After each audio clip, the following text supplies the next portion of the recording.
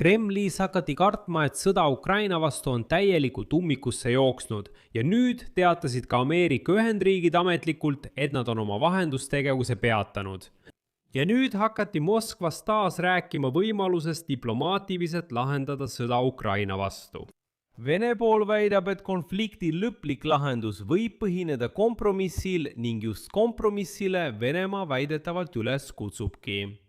Ja nüüd kinnitavad lääne meediaallikad, et Putin on sattunud teelahkmele, kas lõpetada sõda või liikuda edasi Stalini aegse diktatuuri ja sõja massiohvrite suunas. Minu nimi on Aleksei Petši, arutame seda teemat koos, aga enne kui alustame, palun tellige see kanal, pange like, kirjutage oma kommentaar ja kindlasti liituge minu Telegrami kanaliga Petši News, mille link on selle video kirjelduses. Romka, nii et nad kuuleksid. Kolmekordne, urra, kolmekordne. Kolma. Hurraa! Hurraa! Hurraa! Nii et pärast Vladimir Putini visiiti Xi Jinpingi juurde Hiinasse hakati Moskvas ootamatult rääkima võimalusest diplomaatiliseks lahenduseks sõjas Ukraina vastu.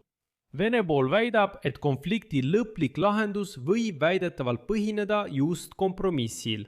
Samal ajal jätkab Venemaa Föderatsioon omaenda huvide seaduslikus rõhutamist rahvusvahelisel areenil. Seda kõike ütles siis Venemaa Föderatsiooni välisminister Sergei Lavrov, tuntud ka kui hull hobune.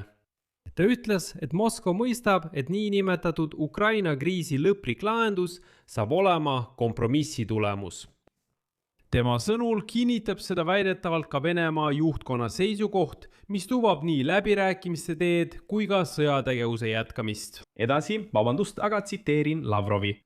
President Vladimir Vladimirovitš Putin ütles hiljuti, kommenteerides meie läbirääkimise Ameerikaga Ukraina kriisi teemal, et meil on põhimõtteline seisukoht ja me saavutame selle kas läbirääkimiste teel või sõjalise erioperatsiooni käigus. Aga me mõistame, et lõplik lahendus saab olema kompromissi vili, nagu iga küsimus, mis puudutab mitut riiki. Aga siin on probleem Vladimir Vladimirovitšile, kiilaspäisele diktaatorile, selles, et läbirääkimised on kolmepoolsed. Pausil kõik. Täna Marco Rubio. Rubio, USA välisminister, ütles otse välja, et meie ei näe mõtet nende läbirääkimiste jätkamisel Venemaa ja Ukraina vahel USA vahendusel sõja lõpetamiseks, sest need ei vii kuugi. Ta ütleb, et me lihtsalt käime ringi ratast ja kõik. Miks me peaksime sellele aega raiskama? Edasi kordas Lavrov väidet, et Venemaa huvid rahvusvahelisel areenil on seaduslikud ja vastavad ÜRO põhikirjale. Ta väitis, et Moskva kaitseb väidetavalt riikide võrdõiguslikkuse põhimõtteid, mitte sekkumist. Mitte sekkumist siseasjadesse ja inimõiguste kaitset, sealhulgas keele- ja usuvabadusi. Lihtsalt kui venelased, need metsistunud pesemata olendid räägivad sellest, et nad kaitsevad siseasjadesse mitte sekkumise põhimõtet, siis miks te kurat ronisite Ukrainasse? Miks te kurat sekkusite? Rääkisite midagi Donbassist, väärikuse revolutsioonist, Maidanist, sellest, mida te nimetasite riigipöördeks. Miks te kurat sekkusite? Sekkusite teise riigi siseasjadesse. Kes te üldse olete? Mingid metslased. Seetõttu on nii naljakas ja kummaline, kui Lavrov, see pöörane hobune, ütleb, et nemad kaitsevad siseasjadesse mitte sekkumise põhimõtteid. Nii, ja edasi, Lavrovi sõnul peab Venemaa just neid huve rahvusvahelise õiguse seisukohalt õigustatuks.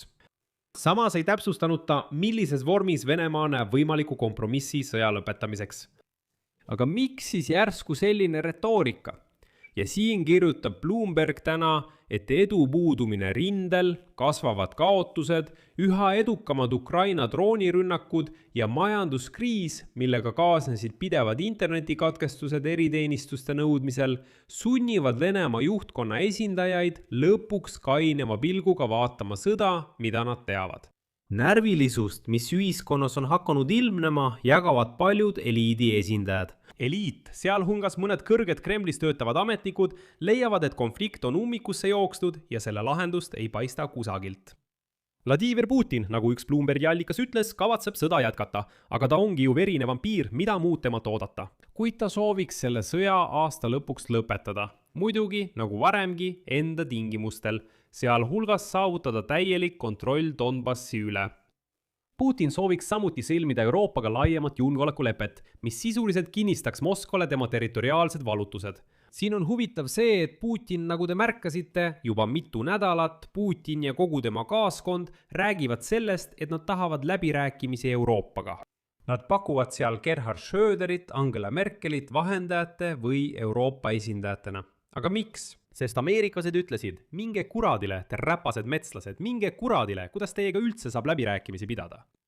Ja Putin ütleb järsku, oi, teate, eurooplastega olen valmis rääkima. Mõned Euroopa diplomaadid ütlesid Bloombergile, et peavad õhkkonda Venemaa võimukoridorides süngeks. Lahinguväljal on tekkinud patiseis ja Ukraina droonid mitte ainult ei häiri pidevalt naftatöötlemis- ja ekspordiettevõtete tööd, vaid on toonud sõjaga Moskvasse.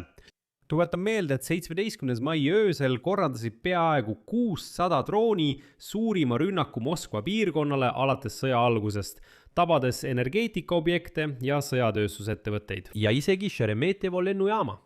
Ja nüüd lihtsalt kartes droone nii väga, et põlved värisevad, on Vladimir Putin täiesti lõpetanud regioonidesse sõitmise ja ilmub avalikkuse ette ainult Moskvas, Moskva oblastis ja Peterburis, mis on kõige tugevamalt õhutõrjevahenditega kaitstud.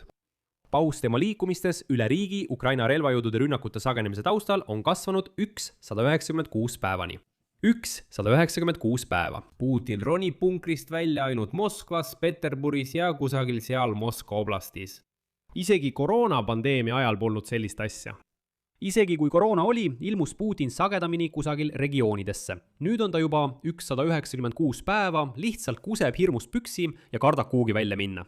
Samas pole Kremlis diktaator oma ambitsioone vähendanud ja kavatseb Donbassi vallutada. Eriti kuna kõrgeim sõjaväeline juhtkond veenis teda, et seda saab teha sügiseks. Sellest kirjutas Financial Times. Kuid Vene armee edasiliikumine ei ole lihtsalt peatunud. USA kaitseministeeriumi luureosakonna hinnangul vabastasid Ukraina relvajõud pärast seda, kui jaanuaris Vene armee jaoks Starlinki satelliit-interneti terminali välja lülitati umbes 400 ruutkilomeetrit. Ukraina üksused korraldavad üha sagedamini vasturünnakuid, kus droone, sealhulgas maismaadroone, kasutatakse koos jalaväega. Praegu pole veel õnnestunud läbimurdeid saavutada märkimisväärse isikoosseisu puuduse tõttu, kuid armee ei istu enam sügavas kaitses nagu 2025 aastal. Ukraina kaitseminister Mihhail Fjodorov ütles sel nädalal, et Ukraina on oluliselt aeglustanud vaenlase pealetungi ja võtab järk-järgult initsiatiivi tagasi. Ta valmistab ette reforme, mille eesmärk on tuua armeesse rohkem inimesi, ehk teisisõnu toimub mobilisatsioon teisel kujul. Kuigi sõjaväkke kutsumine, olgem ausad, on Ukrainas endiselt äärmiselt ebapopulaarne, sest riik on väsinud juba 5. aastat kestvast sõja täiemahulisest faasist. Kamandatakse tõsta sõjaväelaste palka, eelkõige jalaväe täiendamiseks ning leida muid viise uute värvatute kaasamiseks, samuti suurendada vägede paigutamise tõhusust ja laiendada droonide, sealhulgas maismaadroonide kasutamist. Ja kõige huvitavam on see, et isegi kõige sõjakamad Vene sõjablogijad ei kutsu enam mobilisatsioonile. Asi on selles, et nad mõistavad, et sellest poleks mingit kasu. Ukraina relvajõud konkureerivad nii karmilt. Nad kontrollivad rindeliini troolide abil nii tõhusalt, et vägede massiline saabumine tähendaks ainult uusi suuri kaotusi, aga mitte läbimurret rindel. Ja nüüd on kõikjal olevad droonid muutud ebaefektiivseks isegi imbumistaktika, mille abil Vene sõdurid avates eelmisest aastast rühmadena tavaliselt kahekesi tungisid läbi Ukraina kaitselünkade, kaotades seejuures kuni 90 ründajat. Ja selle taustal hakati Kremlis äkitselt rääkima sellest, et nad justkui on valmis kompromissile minema. Siia panen 3 punkti. Kirjutage oma arvamus ja järeldused selle video kommentaaridesse. Telli kanal, vajuta kellukesele ja ära unusta videole plöialt üles panna. Sellega on kõik. Hoolitsege enda eest, kõike head!